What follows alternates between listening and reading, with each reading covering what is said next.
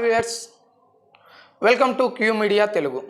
ఈరోజు జోగులాంబ గద్వాల్ జిల్లా ఆలంపూర్ నియోజకవర్గంలో ఒక వార్త అయితే సోషల్ మీడియాలో హల్చల్ చేస్తుంది. ఇది ఏంటి అంటే ఎమ్మెల్యే ఎమ్మెల్సీ గారులకు ఆలంపూర్ నియోజకవర్గ ప్రజల ప్రాణాలు పోతున్న పట్టవా? అయ్యా ఎమ్మెల్యే గారు, ఆలంపూర్ నియోజకవర్గంలో పిడుగుపాటుకు గురై ఇద్దరు చనిపోతే కనీసం పరామర్శకు కూడా వెళ్ళవా? అంత నీకు వీలు లేదా? చనిపోయింది బీసీ దళిత బిడ్డలని పరామర్శకు వెళ్ళలేదా ఏమిటి? ఈ వ్యత్యాసం రెడ్డి గారు చనిపోతే ఎమ్మెల్యే గారు నిమిషాల మీద పరామర్శకి పోతారు. అయ్యా ఎమ్మెల్యే గారు, మీకు బీసీ దళితులు కూడా ఓట్లు వేశారు, ఆ విషయాన్ని మర్చిపోకండి.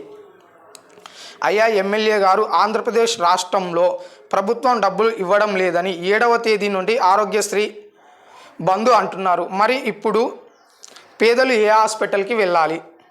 100 పడకల ఆసుపత్రి గురించి మాట్లాడకుండా ఆరోగ్యశ్రీ గురించి మాట్లాడారు. కానీ ఆలంపూర్ చౌరస్తాలో 100 పడకల ఆసుపత్రికి డాక్టర్లు కావాలని ఎందుకు మాట్లాడలేదు? ఇది ఒక ప్రశ్న. అయ్యా ఎమ్మెల్యే గారు, కొంచెం ప్రజల గురించి పట్టించుకోండి. రెడ్ల గారి ఆదేశాలతో ప్రజలను ఇబ్బంది పెట్టకండి. అంటే కేవలం రెడ్లు చెప్తేనే నువ్వు పని చేస్తావా? రెడ్లకు ఏమైనా జరిగితేనే వెళ్ళి పరామర్శిస్తావా? ఎస్సీ ఎస్టీ బీసీ మైనారిటీల పరిస్థితి ఏమిటి?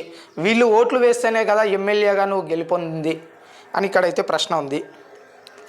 నిన్న జరిగిన రాష్ట్రం రెడ్డి గారి కూతురి వివాహానికి పోవడానికి వచ్చింది పక్క రాష్ట్రానికి. తనను గెలిపించిన ఆలంపూర్ నియోజకవర్గ ప్రజలు పిడుగుపట్టి చనిపోతే మరి నువ్వెందుకు రాలేదు?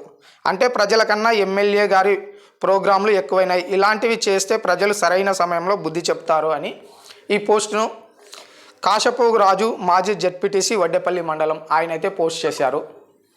కాశపోగు రాజు గారు, చాలా విలువైనటువంటి ప్రశ్నను మీరు వేశారు.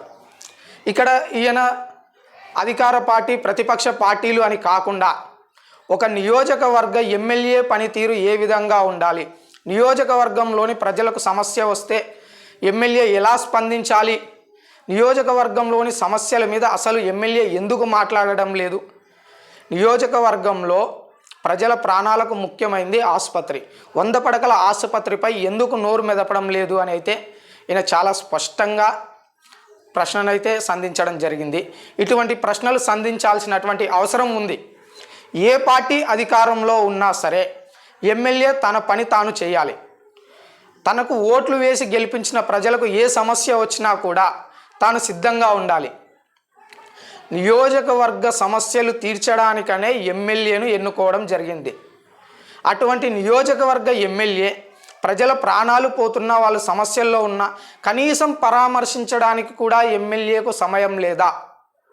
ఇది అయితే ప్రతి ఒక్కరూ ఆలోచించాల్సినటువంటి ప్రశ్న.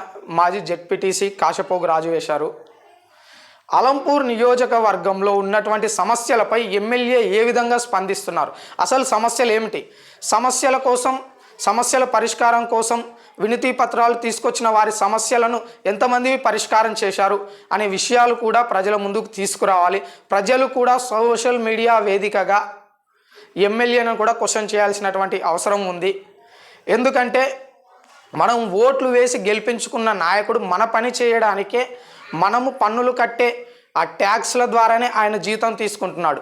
ఎమ్మెల్యే అంటే ఆలంపూర్ నియోజకవర్గ ప్రజల జీతగాడు. ఆ జీతగాడు పని చేయాలి సక్రమంగా. కాబట్టి ఆలంపూర్ నియోజకవర్గ ప్రజలారా, ఒకసారి ఆలోచించండి. ఏ సమస్య ఉన్నా సరే భయపడాల్సినటువంటి అవసరం లేదు. ఖచ్చితంగా ప్రతి ఒక్కరూ కూడా ఎమ్మెల్యేను క్వశ్చన్ చేయండి.